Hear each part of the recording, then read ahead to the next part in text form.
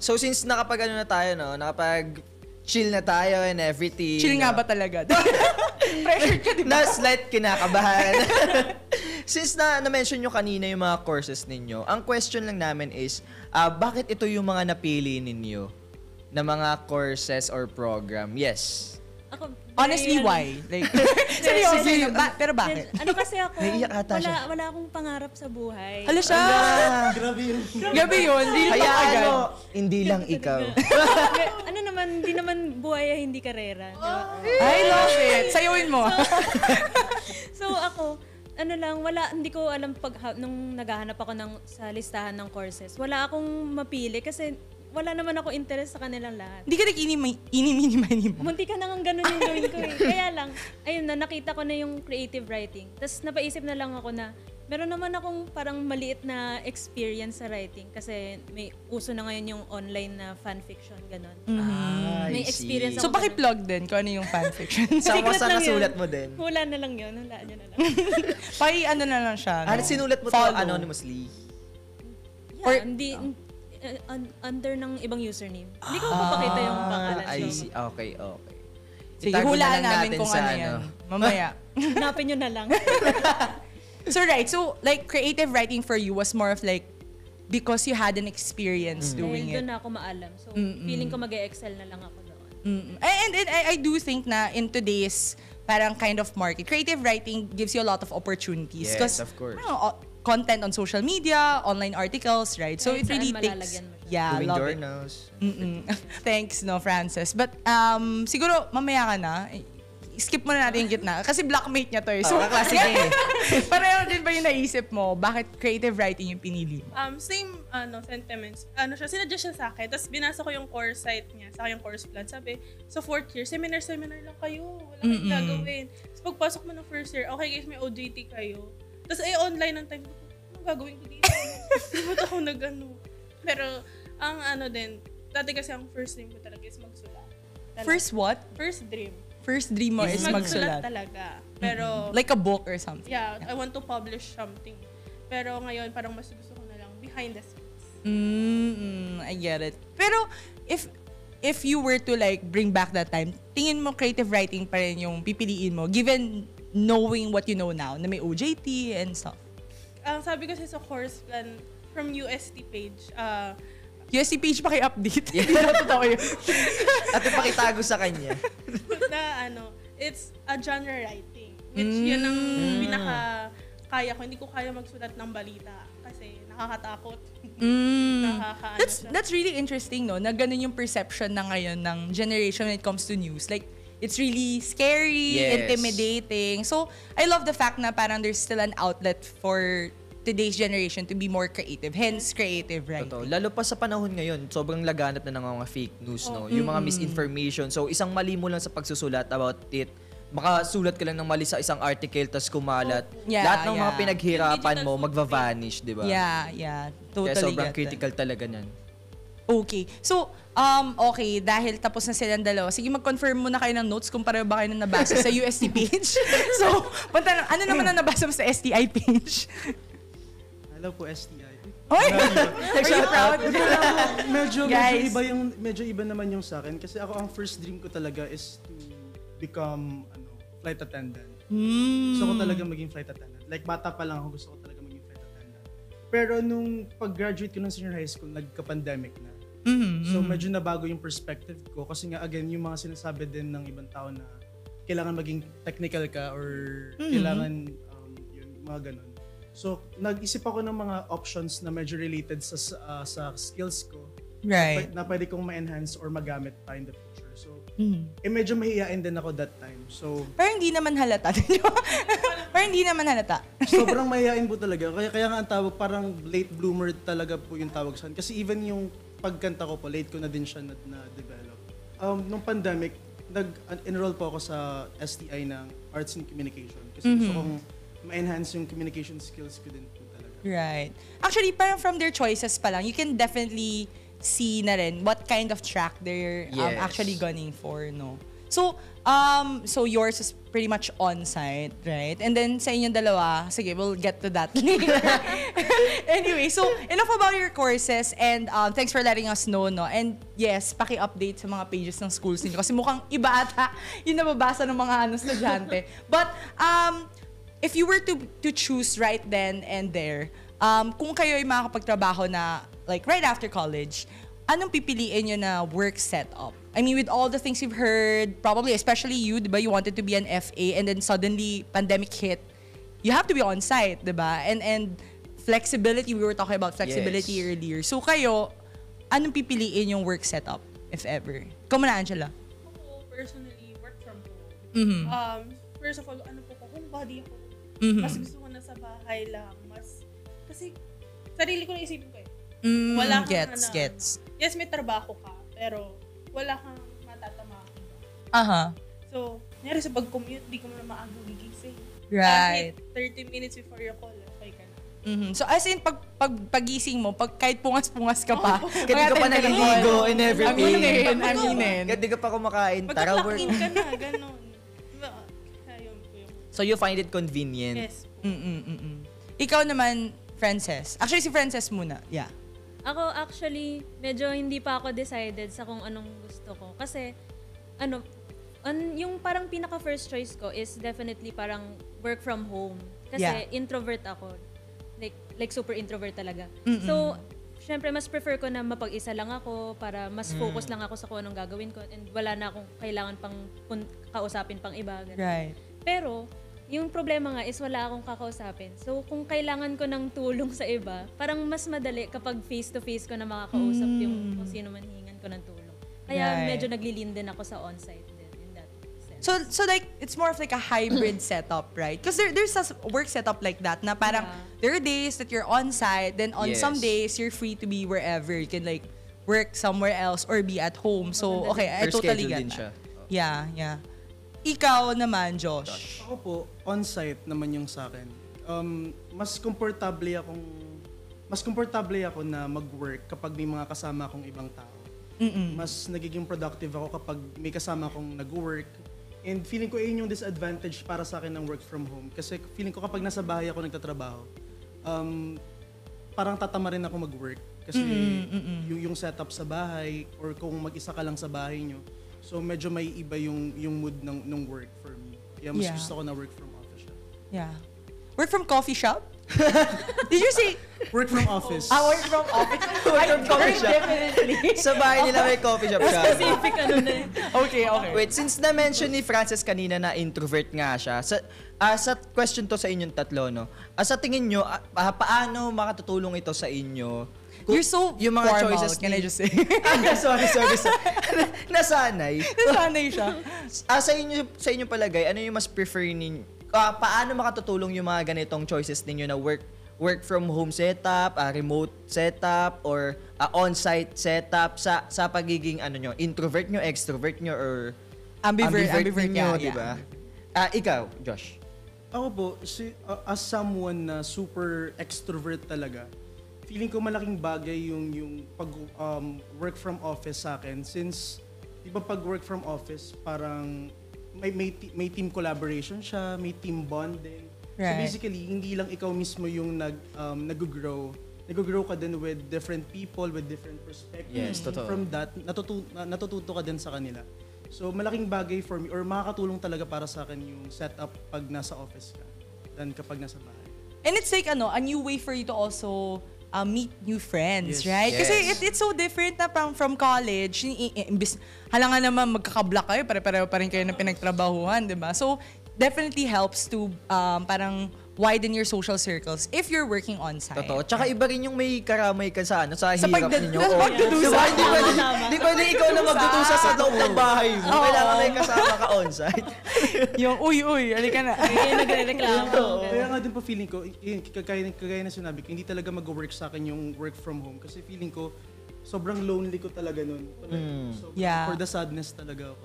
For the sadness. Sabi niya kasi Pinindot siya ni sadness. Iba daw kasi yung environment niya na ngayon lang daw siya nakita ng lights kasi nga madilim sa bahay nila. But anyway, sige. Thanks, Josh. Francis, ikaw. So, you said you were so much like an introvert. So, bakit mas meron ka pang, parang medyo kinikilingan mo pa yung pag-o-onsite? Kasi yung simpleng sagot dyan is may anxiety, ganun. Parang, so bale, kapag okay lang talaga sa akin yung work from home, pero yung problema sa akin is kapag, ayun na nga, kakausap ka sa mga superior mo, ganun, kailangan mo silang i-message ng email, ng chat, ganun. And doon, sa part na yon, madali lang sana mag-send ka lang na message. Pero yung iintayin ko yung sagot nila, parang kinakabahan ako. Kasi, ano ba yan? Ba't ka nagtatanong? Ba't hindi mo alam to kung paano? Yeah, I get that. I get that too. Kasi like, some people, di ba, na parang, mas mahaba yung oras nila ng pag-craft ng email na isi-send lang nila just to ask for help. So, some people really have that problem. Eh, kung face-to-face siya, di wala na akong takas, diretso na yung sagot sa akin. So, more for yourself para talaga. Wala na yung kaba ko. Kasi parang Mabilisan kailangan. na lang. Oo. Medyo tatapikin mo na yung kailangan akong tulong sa'yo. Yeah. Kesa maghintay pa. Tama Yeah. yan. And as our homebody. Homebody, bakit? Kabaliktaran niya, yung magagalit yung boss mo, at sa phone, pwede ka pang umiyak. Bago ka replyan. Pero pag sa harapan, parang titigyan mo lang, luluha ka pa ba? Gaganan ka, gaganyan. Titiisin mo. Titiisin mo ba? So, Pero pag text lang, okay, pwede pa hintayin mamaya. Isip Oo. Pero ang benefit niya sa akin is, as an ambivert kasi ako, as long as meron akong kasamang ka-close, okay na ako. May paano yung ka-close ko, wala naman sa trabaho. Oo nga. At least Totoo. from work from home, meron akong ka-chika. Meron akong kasama. Naka-open yung Discord pa sa kabila. Tama. Galawan ng mga dyan, ha? Pagkapagaan no? Saan ka galing? Sa kabilang call, pero yung call galing sa friend mo. Okay, love it. Sige, so we talked about how your work setup affects being an introvert, ambivert, or like extrovert. So, now naman, parang, let's define, like, kasi yung medyo loosely thrown around na word ngayon is work-life balance. Yung iba nga, they don't even believe that there's like work-life balance. To them, it's like, work hard, play hard, then rest. Like, diba?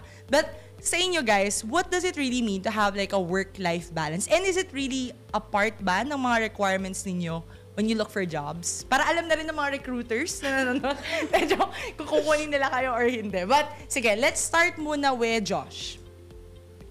For me, like, siguro malaking factor muna una na gusto mo yung ginagawa mo. Like, dapat yung work mo siguro, that ayun talaga yung isang bagay na passionate ka to do. Kasi from that, kapag gusto mo yung isang bagay, mababalansin mo kasi yung mababalansin mo yung schedule mo, yung time mo, and from that, ma-avoid siguro yung mga conflicts in the future. So work-life balance for you is something that is close to your interest. Yes. Or Okay. doing something that you love. Yeah, definitely. Ikaw naman, like, both of you, since medyo creative writing na medyo diverse, what for you is like work-life balance? Since medyo output-based, I would think, Yes, no? oo. Yung maging For work. me, kailangan talaga ng work-life balance. Kasi naniniwala ko dun sa sabi nila, trabaho ko nga pero paglaki mo naman, wala ka nang kasama sa buhay. Right. correct. Iba rin Kasi, yun. Paano yun? Hindi mo sila nakaka-bonding, hindi mo sila nakaka- Or your family na you Yeah. work hard for, diba? Yes. Baka sa bandang dulo, ikaw lang mag-isa nagtrabaho. Kaya yung work-life balance, parang kunyari 30, yung pan-tomorrow ba yun? Yung 30 minutes mag-aaral ka. Tapos Pomodoro technique. Yeah. Yeah. Magtatrabaho para lang makahinga ka. Kasi ayaw mo naman i-burn out yung sarili mo na Love tuloy-tuloy it. ka. Okay. Tapos, pagdating sa dulo, hindi mo naman, sa tingin mo ba fulfilled ka sa person? So work-life balance for you is fulfillment and having enough time with your loved ones. And Okay. thinking your future. Para hindi mo Yeah. rin makalimutan yung sarili mo. So medyo may mental health aspect, no, yung work-life Yes. balance for you. Okay, thanks.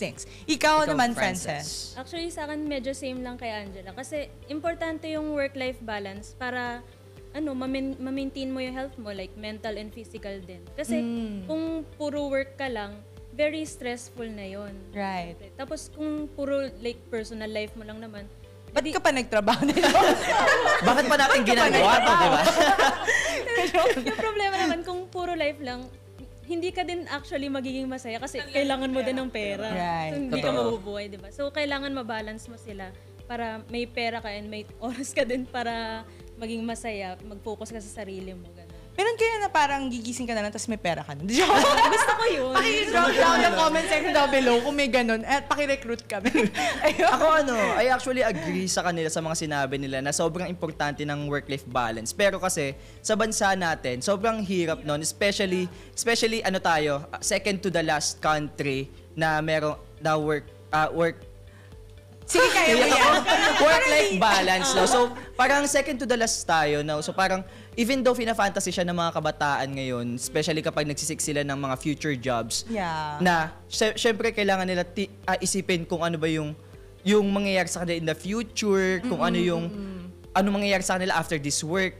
Yeah. Ang ano lang doon, nakakalungkot lang doon na yung country natin is not ready for that, sadly. Yeah. And kulang tayo sa opportunities about it. So, sana, as time passed by, di ba, yung mga fantasy ng kabataan, especially yung generation natin ngayon, is yung work-life balance na inaasam natin is sana ma-achieve natin sa Yeah. future natin. So actually, since you mentioned it, parang part na siya ng concerns ng mga kabataan ngayon. Yung parang, Yes. yung work setup ko ba would lead me to have a work-life balance or would it lead me to prioritize either work or life lang, diba? So that's a very tough decision to make. Totoo. But at the same time, bukod dun sa mga worries na yun, may isa pang mas mabigat na worry, diba? So kung pipili kayo ng work setup ninyo, do you actually think na with your choices right now, makakatipid ba kayo in terms of budget?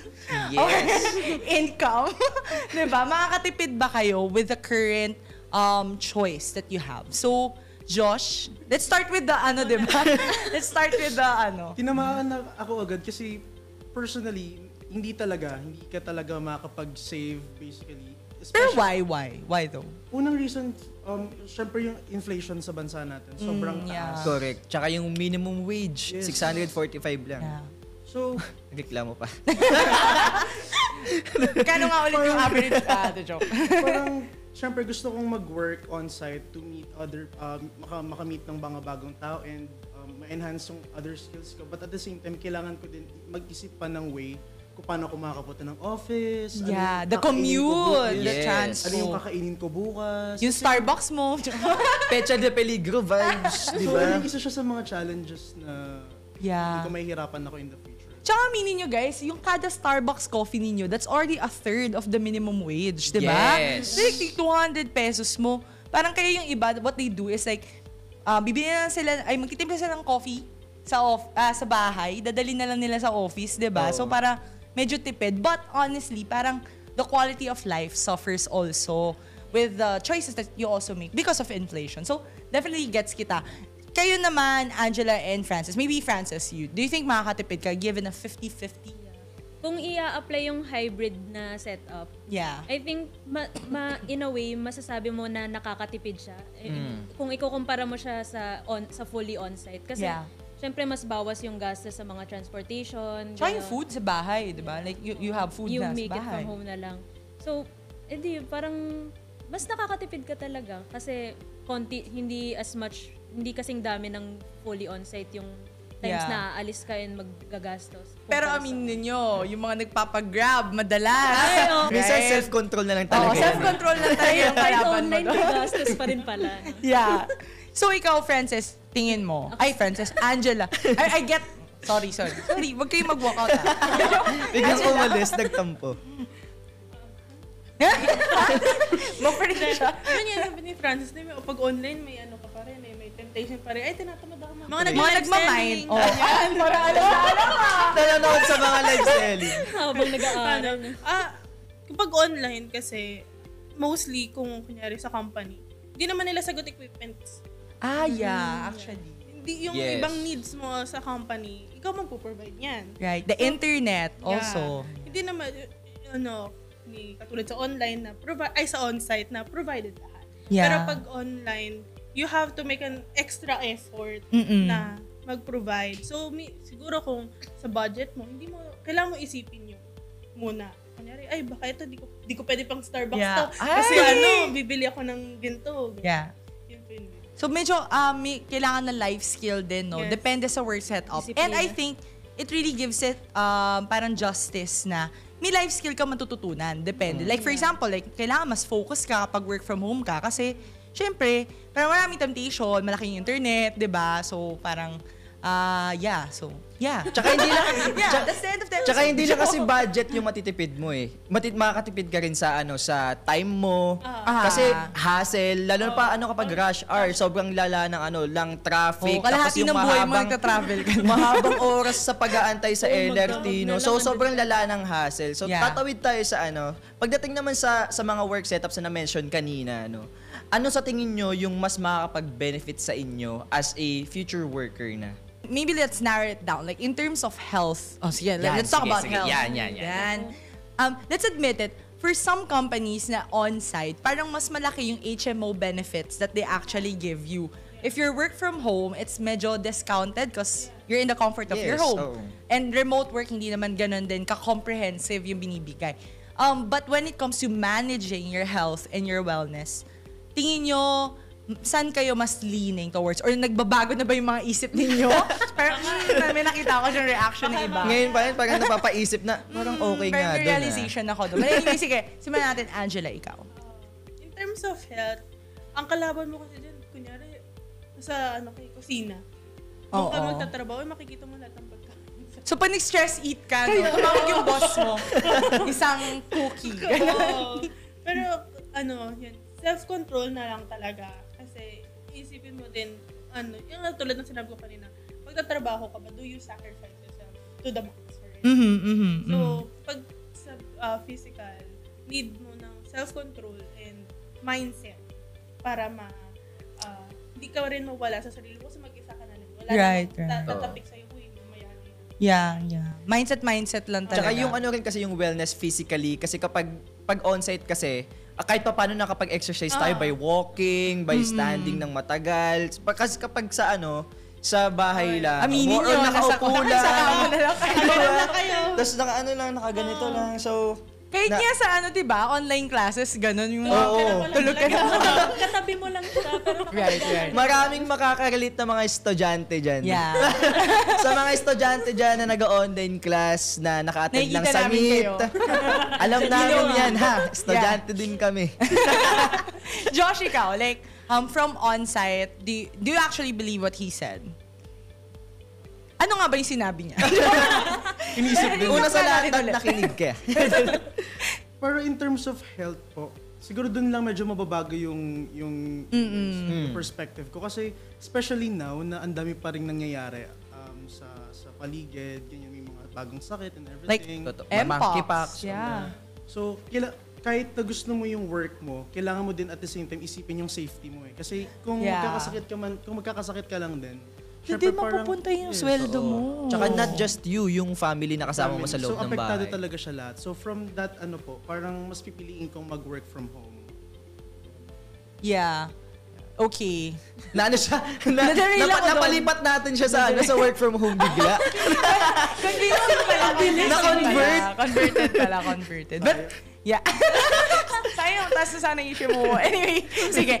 Actually, mas mag-focus muna ako on mental health naman. So, since mental health is still part of wellness, di ba? And Yes. health talaga in general. Ikaw, Frances, sa tingin mo, since, 50-50 kasi ikaw, di ba? Pabalik lang tayo doon. Bakit, sa tingin mo, mas okay ang hybrid work setup for your health and mental well-being? kasi, Or hindi na ba yung choice mo? Iba na din. kasi kung realistically naman, kung papansinin ko yung, hindi din yung Ano nga? Binawi niya. Hindi din eh. Gulo-gulo na. kung papansinin, kung magpo-focus sa mental health ko, mas ma-prioritize, mas maganda talaga kung work from home. Kasi meron akong, like, nasa akin na yung decision kung kailan ako magpapahinga or kailan ako magtatrabaho ulit. Tapos, Really? Kasi other people would say na kapag daw work from home ka, mas walang boundary. Kasi like, your bosses will always have an access to you. Because like, you have your phone 24/7. Tingin mo, like ikaw, like, would you be able to do that? Na parang, pag tumawag yung boss mo ng 5 p.m., Wala kang 5 PM choice na. kundi sagutan. Sorry, bukas ka na. Ganun. Kung ganun siguro, hindi kayo naisip baka tatawag-tawagan ng boss. Nako! Sinasabi ko na yun. Parang talaga natin nabago yung ngayon. mga gusto Medyo na. ata yun. Pero, I think you can do that, right? But in terms of mental health, do you think it's way better na mas medyo kasi 50-50, at Oo. least medyo may choice ka na magdadahilan ka na lang. Sorry, boss, di kasi na ako, wala kasi kaming signal. Magawa ng paraan. Sorry, Medyo- boss, not now. So, ikaw, do you think it's better now na 50-50 or still on-site kung mental health yung pag-uusap? Both kasi parehas sila like nakakatulong din. Kasi kapag sa on-site nga, ayun yung social connection mo. Kapag Right. parang nakaka-uplift kapag meron kang mga karama Right, na right. mga coworkers mo. So parang mas either way sila parang nakakatulong para sa akin. I guess. Right. Yes, agree ako dun kasi sa school ko ngayon, siya, hybrid yung namin, setup namin ngayon. So, I agree na na nababalance talaga nito yung yung in terms of mental health. Kasi as someone na as someone na advocate ng mental health.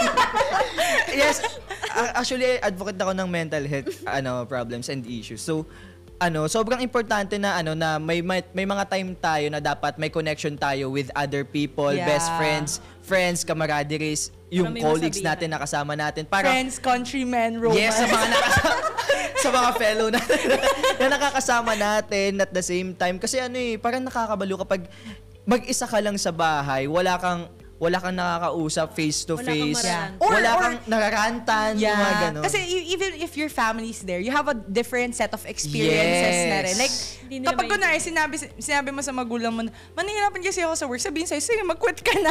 Ano lang bayad ko ng renta next month, diba? So, actually, real life problems din talaga yun, yung mental health. And thanks for sharing, no? Kasi, ang hindi ata nare-realize din ng mga job seekers ngayon, very diverse yung needs mo and iba-iba rin yung requirements ng kumpanya. So sometimes, yeah, they do offer you like a work from home setup, but that would also entail na they have more connection with you, 'di ba? Hindi ka makaka-turn off ng phone.